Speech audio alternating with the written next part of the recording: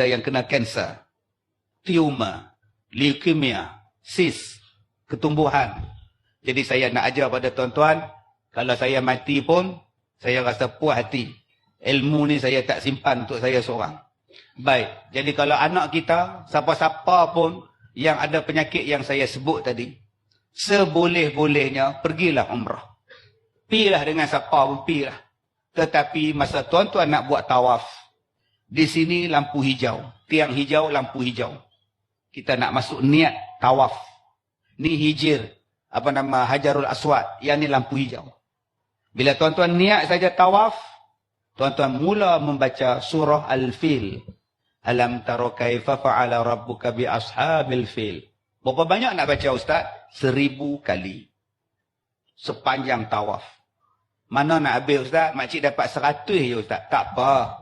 Lepas sembahyang sunat, tawaf, buat sa'i. Sepanjang 7 kali pusing sa'i tu, keliling patah balik, sambung lagi. Ustaz, makcik dapat 200 baru ustaz.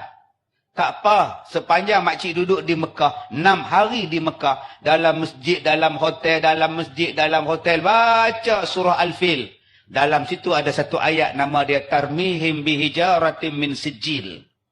Allah rejam, Allah perintahkan burung-burung ababil, rejam mereka dengan batu-batu sijil. Faja'alahum ka'asfim ma'kul. Tuan-tuan, ayat ini sangat berkhasiat untuk membunuh sel-sel jahat dalam badan kita. Sama ada sel kanser ke, leukemia ke, apa benda ke, buat 1000 kali. Ustaz, saya tak pergi Mekah. Boleh tak saya buat di Padang Serai ni? Boleh tak? Tapi Kaabah tak ada, tak payah buat Kaabah macam tu. Makcik duduk di rumah, lepas semayang, baca 1000 kali. Nombor 2. Bila sakit, ambil tapak tangan. Makcik ada breast cancer. Ambil tapak tangan, letak. Baca Ya Latif, Ya Latif, Ya Latif, Ya Latif, Ya Latif. Berapa kali ustaz? Kok suka dah. Ya Latif ini, fadilat dia tuan-tuan, meredakan kesakitan, menghilangkan kesakitan.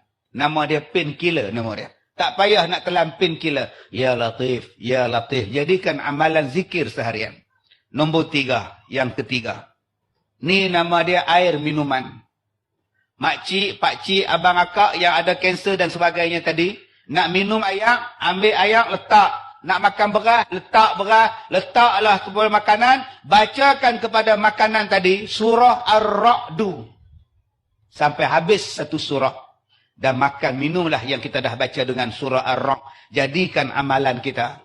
Tuan-tuan, bulan 8 yang lepas, ada satu perempuan, umur dia 50 tahun, dia ada kanser di breast dia, dan ada kanser di otak dia.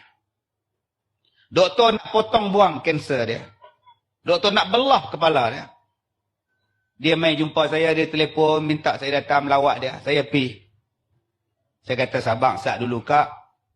Lah ni kak buat macam ni, kak buat macam ni, kak buat macam ni. Sabar sat dulu. Buat kemo dulu kak. Pergi hospital, buat kemo. Tak usah duduk belah lagi. Mana nak jadi spare part kak kalau kak buang. Buat kemo. Dia sempat buat kemo 3 kali. Dia hantar mesej pada saya 2 minggu lepas. Tuan-tuan, dia kata, Ustaz, alhamdulillah, yang di sini dah tak ada, yang di otak pun dah tak ada.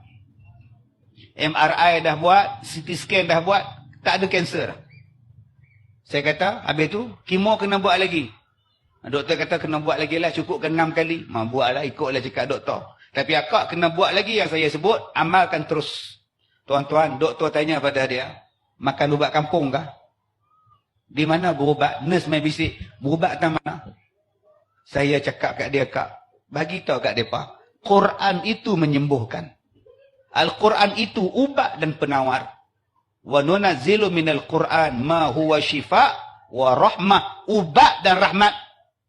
Yang ni yang tuan-tuan saya nak ajar pada tuan-tuan malam ni, saya ijazahkan pada tuan-tuan untuk tuan-tuan amalkan dan sebarkanlah benda ini pada orang lain. Mudah-mudahan ada manfaat kepada kita.